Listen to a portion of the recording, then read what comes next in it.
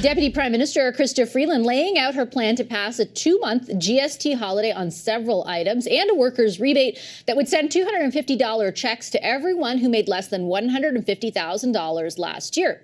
Last Thursday, NDP leader Jagmeet Singh said he would support the government in that plan, despite wanting to see the GST holiday be permanent. Today, Singh's changed his tune on those checks. Have a listen. We were told there would be anyone earning less than $150,000 would get this. We assume that would include obviously seniors, people living with disabilities, and students. Right now, we learned based on Friday that it's going to exclude some of the most vulnerable. That is wrong. The Liberals need to fix this. We can move ahead very rapidly this week with the GST holiday. Let's get that done. But the Liberals have to fix the problem. If the government wants our party to give attention to this project, it will have to include elders and retired people. So how does the GST holiday and those checks move forward? Jean-Yves Duclos is the Minister for Public Services. Hi, Minister. Good to see you again in studio. Thank you for making the time. Hi, Vassy, and hello to everyone listening. So the NDP is saying now that they don't support the concept of where the checks are going just to people who made under $150,000, pardon me, working Canadians in 2023. They want to see it expanded to students and seniors. Is your government open to that? Well, we know that tax relief, including the GST release, is very important. We feel and hear from economists that the economy is going better and will be doing really well in 2025. This being said, people don't feel it now. We are in a minority government, so we can't help Canadians with affordability unless another party in the House supports us. It would be doubtful that Pierre Poilievre would support us. Some call him the Grinch in this particular context because he keeps saying how important it is to help Canadians, and it's unlikely that he will be supporting this particular proposal. And D finally will therefore need another opposition party to support us, and we'll see how we do that. So do I interpret from that, Minister, that you are open to acquiescing on what the NDP is demanding, which is that these checks go above and beyond the 18.7 million Canadians you identified, made under $150,000 and worked in 2023? So we're certainly open to working with the opposition parties because, again, we cannot do anything for Canadians unless another opposition party supports us.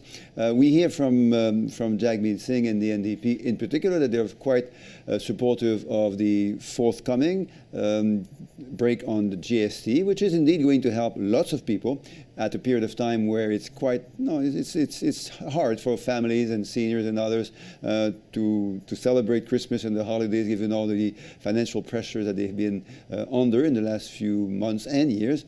But then on the other rebate for workers, we'll obviously need to have a conversation with the NDP and other opposition parties. So if I take from that, which I think I do, that you are open to expanding that check to more Canadians, can I ask you, as somebody who presided over the Treasury Board, who is an economist, if that makes fiscal sense to you, adding billions more dollars to send out checks to Canadians writ large at a time when the deficit is already at or above the fiscal anchor that your government set out of $40 billion? Yeah, well, we often hear this statement that the federal government cannot afford helping Canadians, but we in Canada have the best debt, the best deficit, and the lowest debt to GDP ratio, the lowest interest on the debt of all developed economies, including the G7 countries. So that's something which we need to repeat because people tend to forget it, given that there is this repeated claim that the federal government has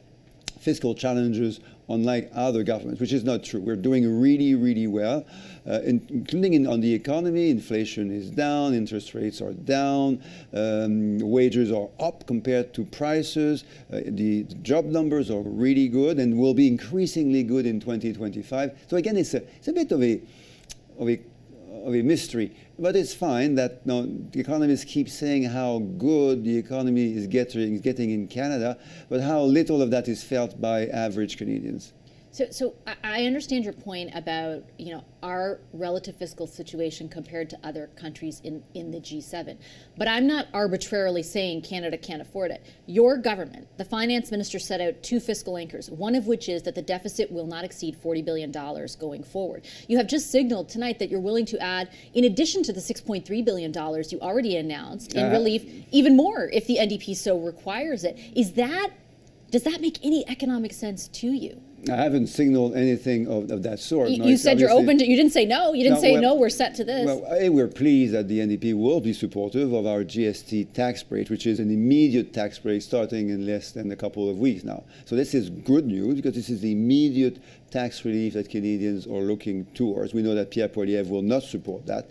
So that's clear that that's timely too, because it's going to be done quite quickly. Now, on other measures, which we have proposed, obviously the NDP is not going to be supportive of that. Today, that's what they've announced. Pierre Poilievre is unlikely going to be supportive of that, despite all the things he said about supporting Canadians in the times of affordability pressures. So we'll have to have conversations with the opposition parties to see the path forward. I get it. I guess what I'm wondering is, as someone, again, you're an economist, you presided over the Treasury Board. Your government set out an objective that the deficit cannot exceed $40 billion. The PBO already says it's at $46 billion. You add another $6.3 billion from what you've promised already. If you acquiesce to the NDP, you're adding billions of more dollars to send these checks to students and to seniors. Does that make fiscal sense? Is that responsible in the way your own government has defined it? We haven't said that we're going to acquiesce to the NDP. But you're not saying you won't. This is a conversation we need to have. So we can't say any of these sorts of things because we need to talk with an opposition party. We are a minority government, so I couldn't tell you, and Minister Freeland couldn't tell you now what we're going to do because we don't control the House of Commons. But you are the government, and you can set an agenda. You can say, this is the most of your money we're willing to spend. This is as far a deficit as we're going to reach. Like, that is your job as the government, right? It's not just to, try to please the NDP. So A, the economy is getting better and better. B, that's not felt by Canadians. So C, we have fiscal room to help Canadians bridge into 2025 when we know that things will feel and look much better for the average Canadian. But we are in a minority government, so how to do that exactly depends on the ability or on the willingness of opposition parties to work with us. So good news that we can do this for the GST tax break during Christmas. Now, obviously, that's not going to be enough because we need to have further conversations on whether we are able to get the support from the NDP or from other opposition parties that we'll need to move forward. Provinces are also asking a few questions, specifically New Brunswick and PEI, when it comes to removing the HST. You have a formalized agreement with provinces in which the sales tax is harmonized, in which if a tax change exceeds 1% of revenues, automatically those provinces will get compensated. Do you intend to honor that agreement in this case? We believe that all provinces and territories will be supportive of this tax break because everyone in Canada, regardless of where they live, now feels the pressure that the post-pandemic inflation has brought to them. So we hear that directly from the premiers and the provincial ministers of finance. Now, how that is done in practice depends on individual provinces and territories, and my colleague Minister Freeland and Minister Leblanc are obviously very much in touch with those provincial colleagues to see how we can do that, knowing that, according to what we hear, everyone that we've talked to agrees that the tax break for Christmas is a great thing for their people. Respectfully, though, my question was whether or not you intend to honor the agreement that would see federal compensation kick in. Will you, if it's greater than 1% of revenue? This is not the topic of our conversation with provinces and territories. What we're asking them, as I said, what we've heard from them until now, that every one of them believes is the right thing to do to help our citizens, wherever they may live, in whatever province they may happen to be, to have the tax break that they will need for the Christmas period. So I guess I just don't understand, because they're saying they would like compensation, those two provinces. If the federal government compensates them, that will increase the overall price tag of the measures that you have announced, that you intend on bringing forward. All you're saying is that you hope provinces kind of fall in line. Does that mean that they are expected to absorb the cost? Well, it's good for their citizens, and that's what we hear from them. They say, well, this is great for our citizens, both the GST, which is the federal tax, and the provincial sales taxes. So we hear that from them. How exactly they will manage that in their operation, their financial planning is something for them to decide. So it's on them to figure out how to make up for that lost revenue. The federal government does not intend to compensate them, even if they're asking for it. Can I be clear on that? That's the understanding we have of them. And the good news is when they know that, they tell us that yes, indeed, it's a good thing. Yes, it may cost some money, including to the federal government, but we have the financial, the fiscal ability to help our citizens go through this critical time period, which will lead us into 25, when lower interest rates, lower inflation, wages that increase faster than prices, higher job numbers, all of that will be felt a lot better by the average Canadian. Just very quickly for Canadians who are watching and who are wondering how this all comes into play, and you had mentioned sort of that the one part of it is more clear-cut because of the support of the NDP. The NDP, and this is very procedural, but they don't want to break the filibuster that's happening right now in order to move this forward. They want to have a one-day motion that sort of sets aside everything so that you can focus on whatever legislation is in and around this tax holiday, and perhaps not the checks, but maybe the checks. Your government, my understanding is, has to introduce that motion for it to happen. Will you? Well, the problem is, as you suggested, is that we have in Canada now American-style politics that we've seen over the years, which prevents the House of Commons, the Parliament, to operate, to work. This is all the fault of the Conservatives, who are wasting everyone's time and preventing important progress that would help Canadians. This is their fault, and it's a shame that Pierre Poilievre is not able to see through that and be able to support policies that he would otherwise pretend to be supportive of Canadians. This is a shame. This is shocking. So yes, we need to stop that filibuster. How it will happen, I cannot tell, because it depends on the will of other opposition parties to move on and to support things that those we've announced last week that will help Canadians. Just to be clear, though, and I understand the concerns around the Conservatives, but it's your government's unwillingness to provide documents the House has ordered it to provide that ultimately led to a situation that the Conservatives had then leveraged to do this filibuster. Like I said, I understand the criticism of the Conservatives pursuing that, but ultimately it was your government's decision not to fork over those documents in the first place that prompted all of this. And so when it comes to how this actually happens for Canadians, this GST holiday, are you tying it to the filibuster, or are you willing to look at it separately? Let me step back a bit.